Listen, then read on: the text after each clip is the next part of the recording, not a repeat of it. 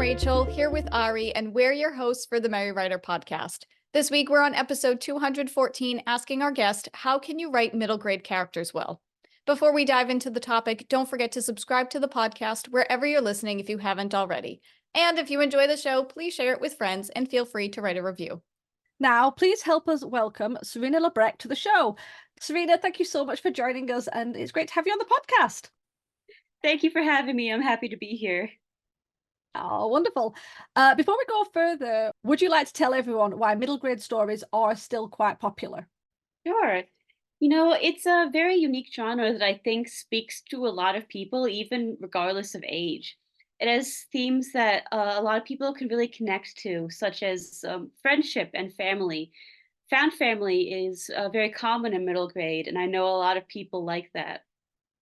They tend to feature healthy and supportive relationships, which is always really nice to read about. They also feature a lot of focus on the adventure and wonder. They tend to be less like overly dark and gritty as some of the older genres. And dark and gritty can be a lot of fun to read, but sometimes you just want to read something that's more lighthearted and laid back. I also think they're good for people of any age, really, because for young readers, they're kind of the introduction story that gets them hooked on reading. Whereas for older readers, they're very nostalgic. They remind me of curling up in the library with a great book between classes. There's a quote by C.S. Lewis I really like that's a children's story that can be only enjoyed by children isn't a good children's story in the slightest. That's a quote I really agree with. I feel like a lot of people dismiss books for young readers because they're just for kids and somehow that makes them not good literature, but that's really completely wrong. The great thing about these stories is that they're accessible across all ages from middle school and up, and there's something we can bond over. That actually is a really, really good quote, and I wholeheartedly agree with that. I'm 30 and I still read middle grade books, and honestly, I sometimes prefer them than reading young adult or new adult or even just adult. Because yeah, some of those themes like I love found family tropes, by the way, it's absolutely my favorite. But just a lot of the themes that get discussed in middle grade books, I feel like that's something that, yeah, we kind of learn as kids, but also we're still learning some of those themes as we get older, depending on what life throws at us and work and, if you decide to go back to school and just who you surround yourself with in real life. I like how you mentioned that reading middle grade books at any age, like it's something to bond with, whether you're an adult with a child or just whoever. Um, yeah, there's so much to love about middle grade books. Yeah, I have to admit, I agree. I get a lot of nostalgia out of it because there are certain books I remember from my childhood. And I am one of those people that love the darker, gritty stuff. I like my high fantasy. I like my adventure that can have danger and sometimes death and everything. But sometimes you need a palate cleanse. And it's really nice to go and get those books where there's not going to be something stressful or dark or overwhelming. It's just, that even if you don't know the story, it just gives you that kind of, yeah, you could manage it. And yeah, I have those moments where it's like, you know what, I've had too much of the other. I'll just read through some of my favorite books, and it kind of gives me a little, like I said, like a little, nostalgia. I remember when I used to read this when I was this age and we did this. And I find that certain stories trigger memories a lot. Like you said, you remember sitting at the library and everything. And I did that. Like I remember, I was reading this book and it was this sunny day and my sister was there and such somebody said this. And it just reminds you so much of your past. If you're reading older stories, obviously, if you're not reading newer stories, but yeah, you know what I mean. Yeah, I definitely know what you mean. When I was a kid, my mother would read stories to me and my sisters at night. And sometimes when I read middle grade books, it's like I'm just back there listening to her and getting the excitement that we all had, like cheering as she got to the best parts. That's so sweet. Yeah, I mean, it is true because and it kind of goes along with the C.S. Lewis quote you mentioned about how they bring back those memories. And even if you read them as a kid, that doesn't mean you can't reread them. If you enjoyed them as a kid, you probably still will enjoy them as an adult because you have those memories and the book is still somewhat relatable to you. I actually think you can get extra layers as an adult because a lot of middle grade, you'll have the children, but you'll also have adult characters. And as a child reading it, you might not have thought about what the adult characters are doing and why they did certain things.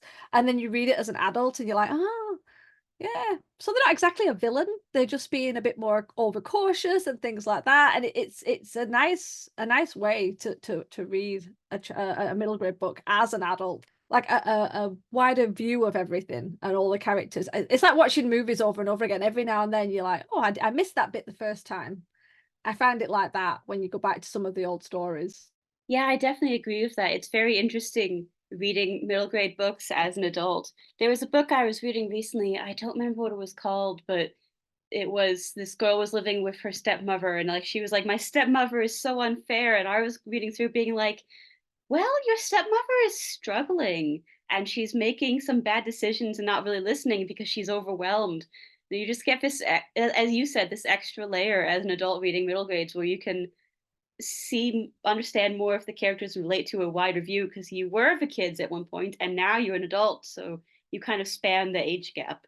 Yeah, that is a good point because your brain is more developed at that point. Because I read a book, I read Hush by Jacqueline Woodson. Have either of you read Jacqueline Woodson books before?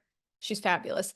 But I read Hush in 6th grade and I enjoyed the book, but I got really nothing out of it. And then I reread it a couple of years ago, and I was like, oh, it's about racism. Because yeah, you're not just like tagging along with the middle grade protagonist, you actually see the whole broader picture and you see the wide scope of what the adults are going through too. So yeah, there are many layers to it. That's a really good point. So with that in mind, I know we're going to be deep diving into how to write middle grade characters, but I do want to ask first, how would you typically structure a middle grade book? In many ways, it's the same as writing in any other genre. You know, there's a beginning, a middle, a climax, and an end. You have a plot where you set up challenges for your characters to overcome. But there are definitely some unique elements. For example, you want to make sure you have light violence and no profanity. You want to save those really gory scenes for the YA genre. You also want to make sure you hook your readers early. You know, young readers are more likely to drop a book if they don't like. Adult readers, you know, we can give a book a chance. If it starts out slow, we might see if it gets better later on. But kids, if they don't like a book, they'll just put it down and not continue reading. You also want to make sure that your plot focuses on problems that are relatable to young readers. They want to be able to see themselves in the heroes and really connect with the heroes. So things like school or unfair authority figures or first crushes are good things to put in, whereas serious romances and like jobs, not really something kids are going to be able to relate to. The final thing I'd say is that watch the word count because middle grade books tend to have kind of on the shorter end of the word counts, more along the lines of 25,000 to 50,000. Of course, if you're writing a little older in the genre, you can get up to more 70,000, especially if you're writing sci fi or fantasy, they tend to be on the longer side.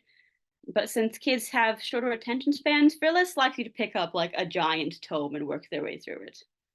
I actually really like how you mentioned their attention spans because it's not really something that I thought about before. And you're right. I nanny a couple of kids in the afternoons, and if they don't like a book, yeah, they'll put it down and it will never be seen again. Like they don't think it's just out of sight, out of mind. They're like, yeah, this is stupid, whatever. But as an adult, yeah, you'll either push yourself through it or you'll put it down and say, well, maybe I'll try again later. And you 9 times out of 10, you will end up going back to that book. So yeah, the word count and having it be relatable and just having a theme that's within their current scope of their life is, yeah, hopefully the characters and everything else in the book will hold their attention span. So that's a really good point that I hadn't thought about. Yeah, I agree with that. That really struck out to me because I mean, I have a pretty bad attention span at times, but as you said, even I can push through at least the first chapter if it's like droning on because you think maybe the second chapter will be better. But I'm going to throw in a new question. I'm so sorry, but it's already come to me. because you said like relatability, now obviously a lot of characters, a lot of protagonists need to be relatable regarding most books, but I think adults are able to read books that are quite different. Do you find it's better to do first person perspective in middle grade, or does third person perspective work as well? What would you think? Is it like mostly just stick to first person? I've heard that first person is very popular lately, and a lot of kids are looking for books written that point of view. Personally, I kind of write in a mix. I have written books in third person before, and I remember reading as a kid books in third person. So I don't know if it's like hugely important, but I think first person is something we would lean a little more towards in the genre these days. I suppose I can understand that. I think it's because obviously I never used to like first person. I would only ever read third person. I don't know why. And then I think I ended up reading a book that was first person, and it kind of clicked more. And I don't know if it's because the protagonist was more like me than any of the other books, and it was just more relatable. So I suppose it's like if you're writing first person and you have a very specific protagonist, you'll probably get a lot more relatability from a certain group. So say it's like a little boy of a certain age, then you might get a lot more little boy readers who really identify with that. It won't stop, anyone else reading it. But yeah, it was just a thought. It was just a thought. We will move to the next question, the actual questions.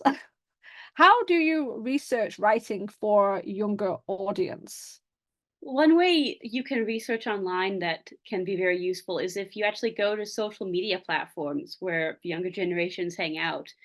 You don't want to go to Facebook, they're not there. I'd say TikTok, Snapchat, and Instagram tend to be the big three popular ones. And you can go and just observe, read or watch their posts, and pay attention to how they speak. What do they speak about? What are their senses of humors like?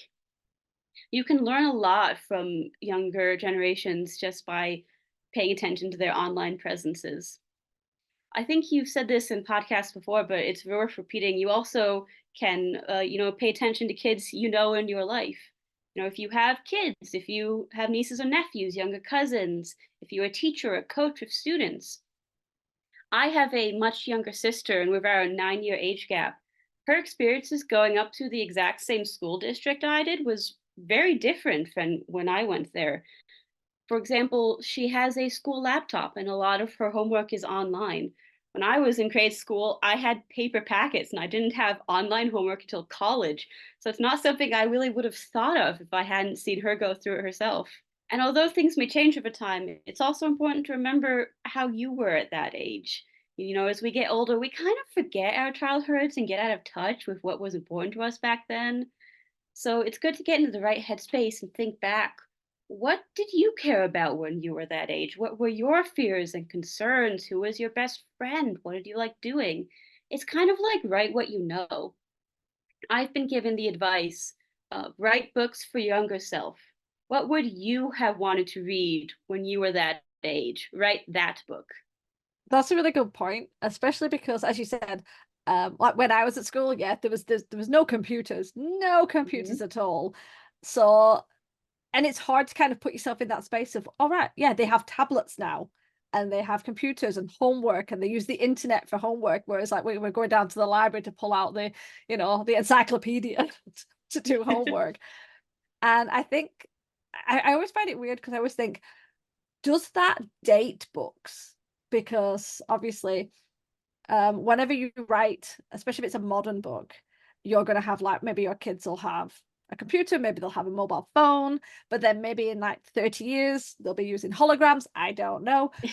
But at the same time, I suppose I still like to read books that were like not even my time, like my parents' time, some of their older ones, that were definitely different. And I don't find it's the same.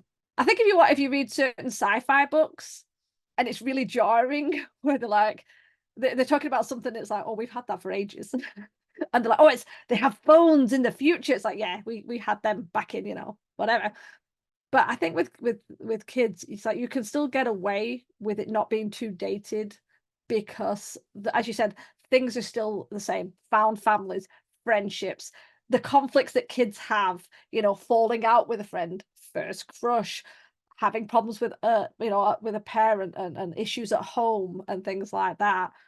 And it's weird when you said, like, think about your old self. And I'm like, wow, I mean, I'm 43.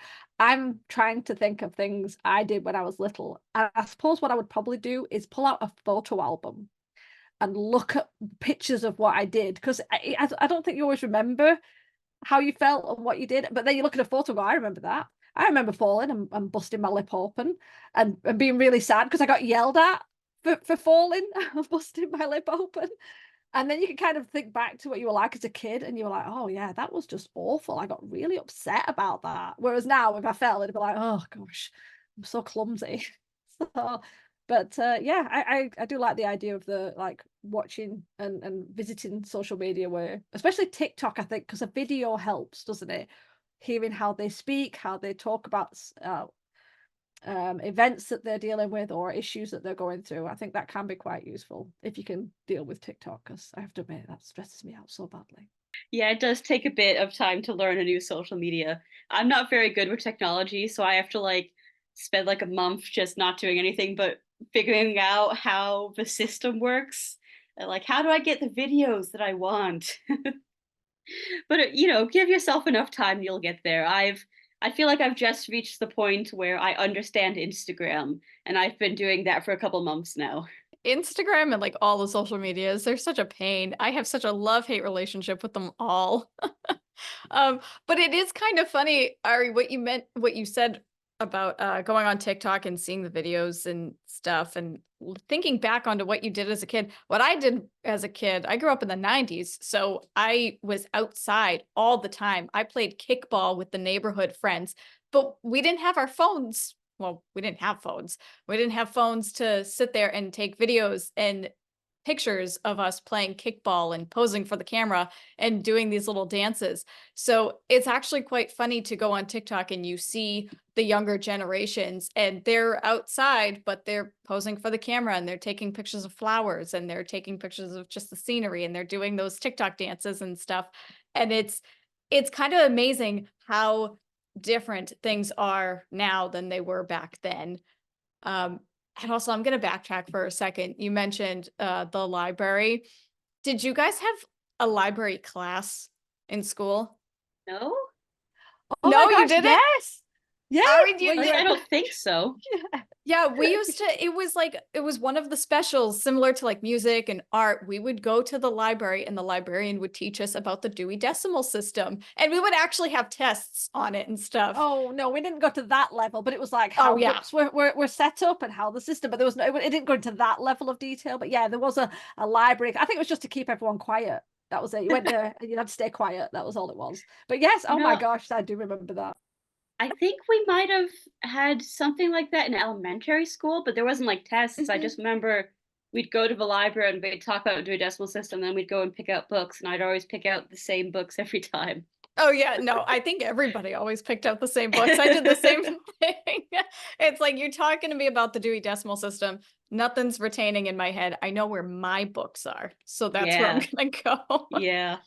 Oh Did you man. hide books though? Because I have to admit, every now and then it's like if I found a really good one, I would hide it so that it was there the next time. Because sometimes I'd go and it had gone, and I'd be like, I'm not having that. So I would hide it behind other books, of boring books, and I'd be like, I know it's there, and I can always get it out. I was quite bad like that, but yes, I did used to hide books. That makes more sense. I used to just not return them. Yeah, I would that was more me eventually, too. yeah, yeah. Eventually I'd return them, like at the end of the school year or something, But but I there's would always fines lose and it. No, not in no. school. They would try, but Oh if yeah, you we didn't got pay. fined. Oh, Did they not send a letter to your parents? oh, I they remember did. that. Yeah. But Oh. I lost the book and I'm looking for it, quote unquote. There was one time I think I forgot to bring a book back when I was in middle school and like I didn't know how much money it was. So like I put a couple of quarters inside the book and then I put it in the book Dropbox. No one ever said anything. And I don't know why I didn't think that they would not trace it back to me because obviously they keep a log, but nobody said anything to me. So I just let it lie. I'm just gonna diverge, we won't talk about stealing books from the library anymore. I'm just gonna go back in and when it comes to writing middle grade characters, how important is representation in middle grade books? Because obviously you can research writing for a younger audience, but how do you go about making those characters relatable and, you know, representing all the different everybody? I think representation is really, really important. Because middle grade readers, they're just kind of getting to the point where they're starting to develop a stronger sense of self and get a wider feel of the world and society around them. So when they read books with wide representation, it makes them more familiar with different types of people who aren't the same as them, and therefore also more accepting of different people. And also, if they read books of characters who are similar to them, it makes them more confident in themselves. A lot of times, I know you can feel very different from your peers around you. And reading books with the heroes who are like you, it makes you feel not alone and provides role models. I'm Arrow Ace, and I know growing up, I saw no characters that were like me outside of like robots and aliens who I didn't connect with at all. Kind of gave this idea of like, you need romance to be normal. And I didn't find anything really saying otherwise until college. Maybe if I'd had those role models when I was younger, I would have realized my true self sooner. Yeah, I do agree with that, especially obviously if you have relatable characters, that's obviously a plus, but I never really thought of it from the opposite perspective where kids, I mean, might be a strong word, but hate is taught. I mean, I think we can all agree with that. So having different characters represented in books can show kids that, oh, we're all unique, we're all individuals, but we're all still human and we should just love each other and be kind and yada yada yada. Everybody knows that spiel. And having all the different representation, the different diversity, it can show kids like a different path and different options, I guess I should say, so that as they're trying to understand themselves and as they're growing and, going through puberty and all of that stuff, like they can kind of see, oh, what I'm going through is actually normal, or other people go through this as well. So, yeah, I definitely can agree with that. Well, I think it's like when you're an adult, you already have a lot more confidence. Even if you're not a confident person, there is always more confidence than when you're a child. And you know how to talk more about certain things. I'm not saying everyone, I'm not saying all the time, but you could sometimes have those conversations where I think with children especially, if they don't see a representation of themselves, they won't question it. It won't be, and they won't question it. Sorry, what I mean is they won't question it externally. They won't talk to friends and say, "I don't get that. That's not how I see myself," or "I don't feel those things." And I think that's the thing. As an adult, you might be more likely to talk to your friend and say, I'm not like that. That's not how I feel. I don't feel like how everyone else is showing themselves. And I think having it in kids' books, because they don't often talk to their parents and because they don't even talk to their peers, not on things like that, because as soon as you think that you're different and odd, it's almost built into society. It's like you shut that down.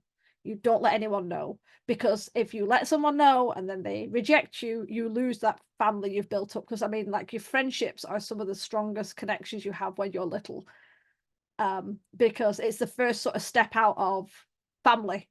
And depending on whether you're close to your family or whether you're very different from your family or whether there are problems in your family, those friendships can be stronger than a familial bond. But even then, it's like if you're not, if you're seeing yourself or you are different in some way, you might not want to tell anyone because you're so scared of losing the one thing you've got if you don't have it in another area of your life, or even if you do. So yeah, I definitely agree. Some form of representation, and as you said, it's like for so many different things, like having a bigger diversity, especially if you are growing up in an area that is not diverse. I know in certain places in America there are very, like, a lot of like lacking of diversity. We have it in the UK as well. Certain areas can be a certain way, and it just adds to what you already have with your experiences as you grow up. So I definitely think having some form of representation and making it clear that there is diversity and it's absolutely fine, and it brings people together in a way, you know, because as Rachel said, it's like, yeah, people are people. So, and everyone is different in so many different ways. So yeah, I definitely agree with that. I think the other thing is too, kids as they grow up, especially like when they're preteens and, becoming teenagers, they don't know how to regulate their emotions quite yet. So when they do become friends, especially like in elementary school, if you went to school wearing the same shirt as somebody, you'd be like, "Hey, we have the same taste in clothes. We're friends." And it was just that simple. And then as you get older, you kind of gravitate towards that. You find like-minded people to be your friends, and you find stuff that you guys have in common. And then as you get older, you kind of realize that, well, opposites can attract, and you don't necessarily want to surround yourself with everybody that has the same opinions as you, that has the same likes and dislikes as you. You want to have a little variety. So I think adding that representation shows kids that it's like, oh, just because I'm super different from this person, that doesn't mean that we can't be friends. With that, we're going to bounce to another question. So, what are some tips you have for writing middle grade characters if someone has never ever tried writing middle grade before and wouldn't know how to begin? Sure. Number one, the first place I would say start is, again, like we said before, try to pull from real life as much as possible. They say write what you know, and that's a good place to kind of lay the groundation, the basis. Number two, make sure that as you're starting off, that you are writing people and not stereotypes. These characters are young, but they're still people with real problems that should be taken seriously. I remember when I was a teenager, I hated all teenage characters in media because they were all just stereotypical. They were over emotional and rebellious and whiny. I wasn't like that at all, so I felt completely unseen and misunderstood. If you talk down to your readers and not make the characters individuals, they're going to notice. So as you're writing, stop, take a moment to ask yourself, okay, is this a unique character, or am I just relying on what society says the age group is like?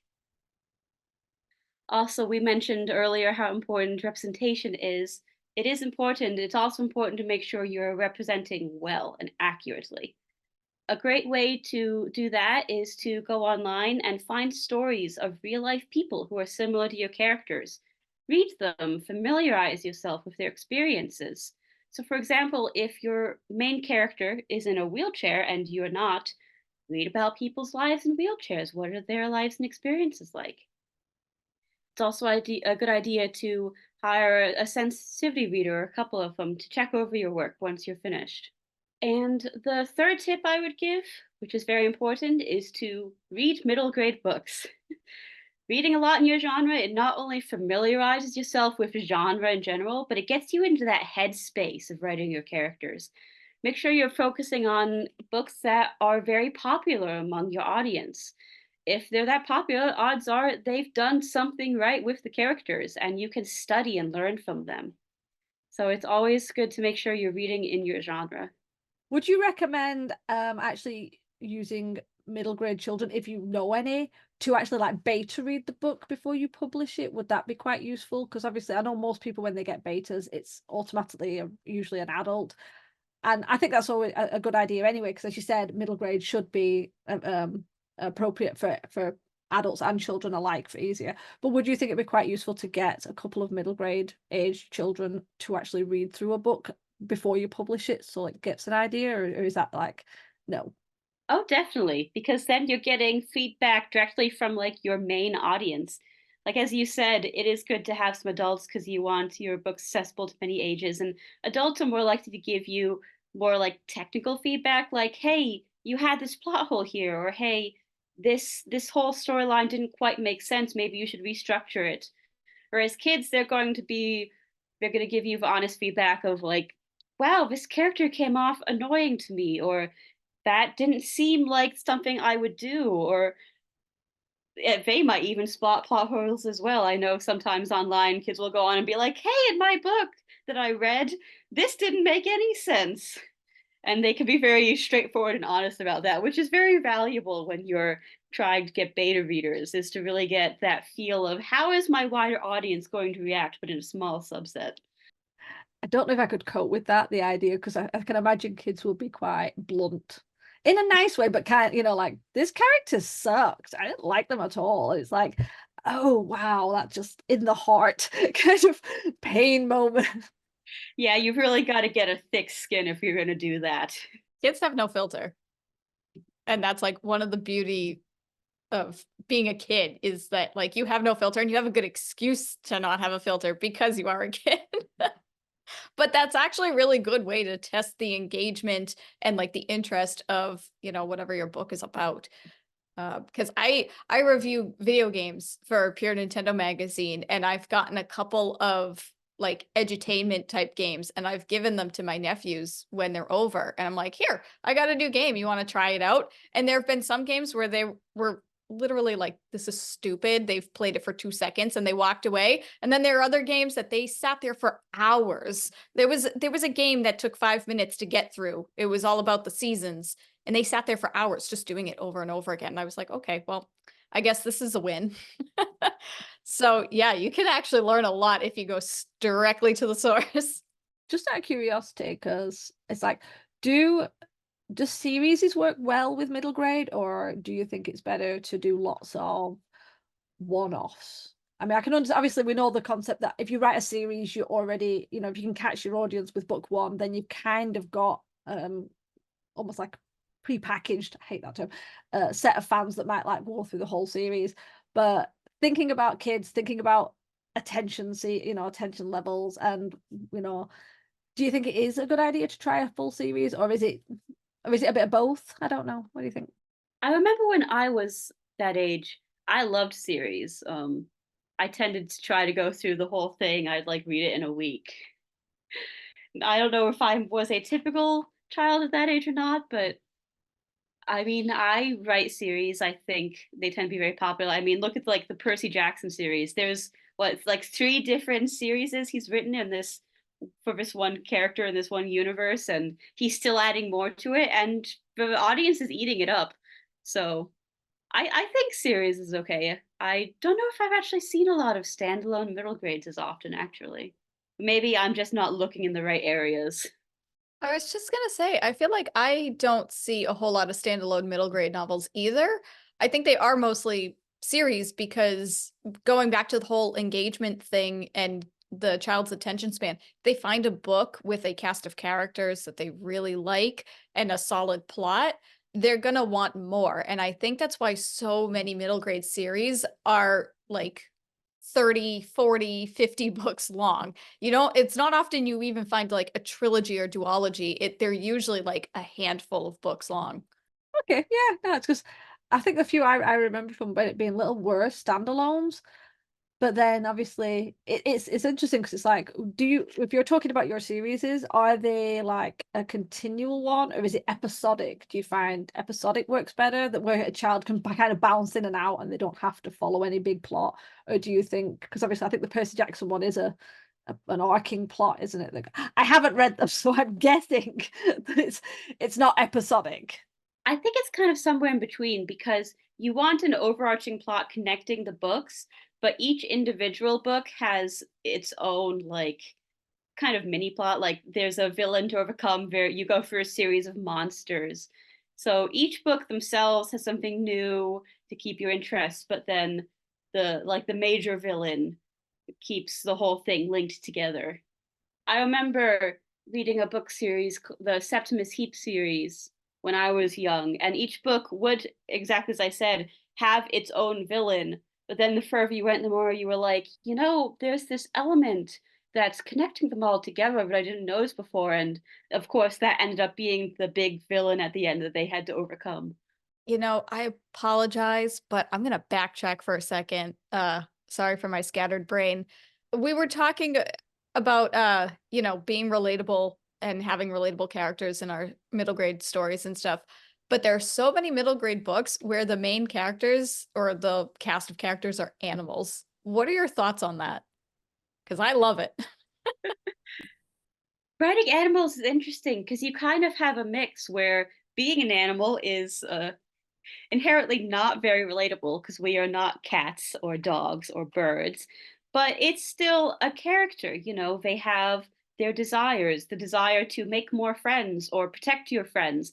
That's still something we can relate to. Maybe you're a cat who really loves to play, and the cat has to set that aside for a moment so it can help his friends. That's something we can also relate to because kids love to play, and that story would kind of have a lesson of, okay, but sometimes you have to get serious once in a while so that you can accomplish what you need to. And also, it's kind of almost wish fulfillment. I remember as a small child wanting to be a cat sometimes. So you get older, you start reading these books, and it's like, yeah, that's so much fun being a cat. So you kind of fulfill that fantastic desire. That's a really, really good point. When I was little, I used to pretend I was a lion. Like I thought if I were a mutant from the X-Men, I would have the power to transform myself into a lion. And so yeah, I get that. That's a mood right there.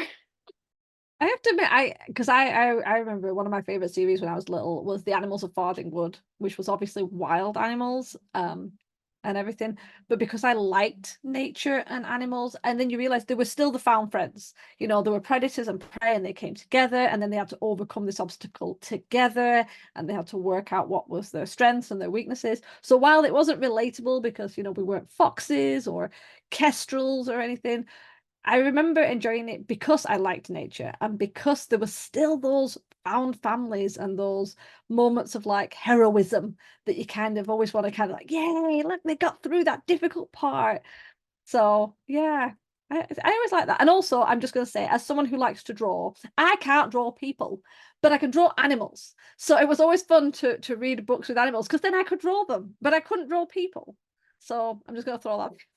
Yeah, I think it's true of a lot of fantasy that you can have the characters in situations that you would never be able to relate to. Like you're never going to be climbing Mordor to throw the ring into the fire.